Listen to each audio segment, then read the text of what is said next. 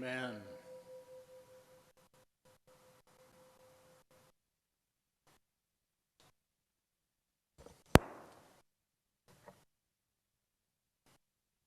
Artificial intelligence, AI, presents both dangers and benefits, and when viewed from a progressive Christian perspective, it prompts ethical and moral considerations. On the one hand, AI has the potential to address pressing global challenges such as poverty, disease, environmental degradation. It can enhance medical diagnoses. It can improve disaster response. It can assist in sustainable resource management. From a Christian standpoint, using AI for the betterment of humanity aligns with biblical teaching that loving one's neighbor and of being stewards of God's creation. However, the dangers of AI are not to be underestimated. There's a legitimate concern that AI can perpetuate biases and inequalities present in society. When algorithms are trained on biased data, they can reinforce stereotypes and discrimination. A progressive Christian viewpoint would emphasize the importance of addressing these biases to ensure that AI technologies promote justice and equality in line with our Christian principles of social justice and love for all people. Another significant danger in AI is the potential for job displacement and economic inequality. As AI automates tasks previously done by humans, it may lead to job loss for many. From a Christian perspective, this raises questions about how society should ensure a just transition for affected workers, providing them with support and retraining opportunities.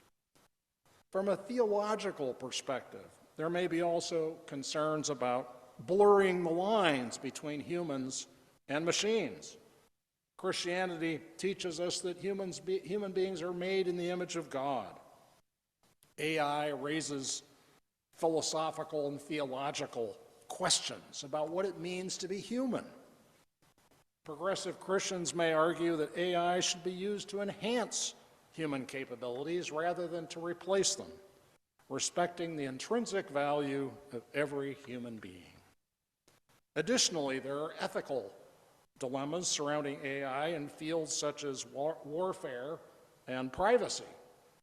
The use of autonomous weapons and mass surveillance technologies raises concerns about the sanctity of life and individual freedoms. Progressive Christians advocate for strict regulations and ethical guidelines to ensure that AI is used responsibly and with a commitment to the common good.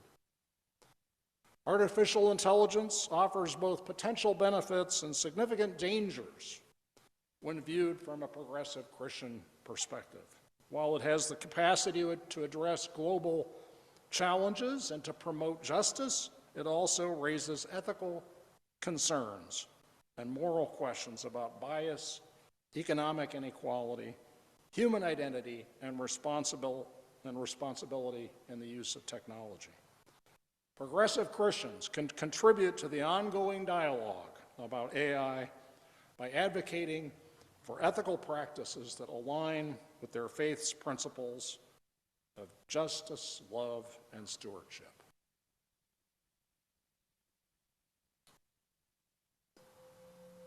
I interrupt this sermon to announce that what you have just heard was not written by me. Some people are nodding, they already can tell. I did not write that. That was written by AI. So what I did was, I got ChatGPT, which is a major program for artificial intelligence, and I typed the following prompt into GPT. I said, write 6 paragraphs about the dangers and benefits of artificial intelligence from a progressive Christian viewpoint.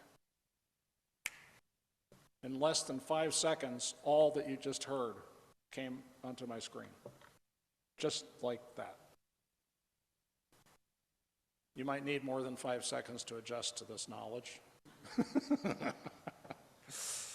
Prayerfully. Because what it represents, of course, is a revolution, right? A technological revolution with all sorts of profound implications. Far beyond the changes that came with the internet back in the 90s. That was a big deal, right? This is even bigger in terms of its impact on the world around us and on us. Now, the thing is, I actually agree with what came out of the computer, right? I think it's correct, right? For me, it gets at where I think generally we're at as progressive Christians about this subject. But as you can tell, it is not what I would have written, right? It's not written in my style. It does not have my voice. It lacks the context and the considerations that I am now providing, right? Just to let you rest assured, I am not going to be using ChatGPT to write my sermons. Even though impressed as I am with the outcome of this, I just can't go there. You'll be able to tell for sure. Yeah. You know me. Because AI cannot replace us. So let us be clear about that. We cannot be replaced by AI. There's no way that it can replace the priceless, delicate, but resilient web of relationships that form our church community. It can't do that either. Which is the punchline of my sermon today. The whole world is about to experience shocking, mind-blowing disruptions, amazing benefits, and drastic downsides from this incredibly rapidly developing technology. 6 months ago, nobody was talking about this. And now it's on everybody's lips, and now it's rocking the world.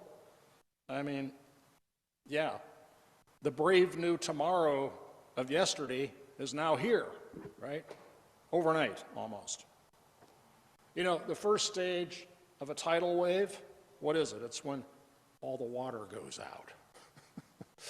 You go, what happened to the water? What's up? It's, I think, a pretty good metaphor for where we're at today with AI. The tidal wave is happening, but the inundation has not quite arrived. But when it does, it's going to completely boggle our minds. Entire occupations are going to be totally transformed and swept away very quickly, very fast. I read that over 8% of the gross domestic product of India comes from call centers. When you call for customer service and you get an Indian accent and you say, how's the weather in Bangalore? Right? Well, that's 8% of their economy is yielded by that. Isn't that crazy? That's big for a nation of over, 1.3 billion people. That industry is going to be swept away largely by artificial intelligence. And you can imagine the repercussions that will have for the Indian economy. And we have plenty of call centers in America too, and that's going to be hugely affected by this change. You look at the strikes that have been happening around us right here in LA, right, affecting us. The writers' strike, totally about AI, right? Because now you can take ChatGPT and just say, I would like to see a script in the voice of Greg Elliott. And out it comes in seconds, immediately. Unbelievable, amazing. So it's no wonder the writers are striking, because this is it's going to have such a devastating impact on that field. And the actors' strike, same thing is happening, right? The whole entertainment industry is going to be completely rocked and is being rocked by artificial intelligence, that can mimic the voice and the intonation and the expressions and the word use of actors. The United Auto Workers strike is all about this too, yes? Because design of vehicles, design of parts of vehicles, and then that's all wrapped up in this revolution of AI. We're going to have robots building robots that then do the work, right? So it's not just people making the robots, it's going to be robots making the robots. This is mind-blowing, and it's happening very fast. AI is speeding up the development of drugs, which is awesome. Right? I was just reading about this in The Economist magazine about just how remarkable this capacity is to winnow down the number of compounds that should be explored for use in drugs. You know, there's countless combinations of atoms and molecules to create that potentially could be drugs. How do you figure out which ones to even study? You know, AI does that for you, like that. So that's a terrific benefit, but along with it is the possibility that that same technology could be used to make bioweapons that we don't even want to imagine, right? There are doomsayers who say that AI ultimately will get so powerful that it will gain self-consciousness and conclude that you and I are just pesky irritants on the planet that need to be eliminated. Now, that may be a very remote possibility, but the fact that we have to even think about it makes it worth confronting nonetheless. It's something we do need to take seriously. In my retirement from USC, I still have a lot of contact with college students. I'm doing this project with campus ministries nationally. And so I talk to college students a lot. And what I find myself, when they do, ask my advice about what to do in their studies, I find myself telling them, you really ought to consider getting a degree in philosophy or religion or both. Why? Because that's what AI is going to have a tough time replicating, right? We're going to need people out there, young people in our world around us, who have judgment, who have wisdom, who have discernment to sort out what should be done with AI and what should not, right? So this is where the education and the cultivation of wisdom and discernment is going to be all important. It's going to be vital. And that's where we come in. That's the you and I and AI story. Because we are a community of people that talk about stuff, right? And that go deeper. And our faith inspires us to do that, to ask deeper questions and to think about these things, about how we apply technology in the world around us, how do we use it, how do we relate to it. More than ever, communities like ours are going to be necessary for the survival of the planet. Seriously, communities where people get down and deal and talk about this stuff, instead of just being holed up in front of a screen someplace, noddling in front of a screen, this kind or that kind, and engaging with the world that way. Here we meet face to face. Here we do what AI cannot do. We shall overcome. We shall not be moved. We will not be replaced by AI. So there's that wonderful passage that Colleen read this morning. What are human beings that you are mindful of them? Mortals, that you care for them, yet you have made them little lower than God and crowned them with glory and honor. It's a beautiful passage, isn't it? It also gets us thinking, like, okay, the futurist of the past, a guy named Stuart Brand, anybody ever heard of him? Great great guy. He's the guy, you ever heard of remember the Whole Earth catalog? He was the guy behind that back in the day, right? Stuart Brand, 1968, he said, "We are as gods, and we might as well get good at it." And, we laughed at the time, but now it's no joke, man. We are as gods, and we had damned well better get good at it before AI gets good at it, before we do. That's not good. So we are as gods. That's just the way it is.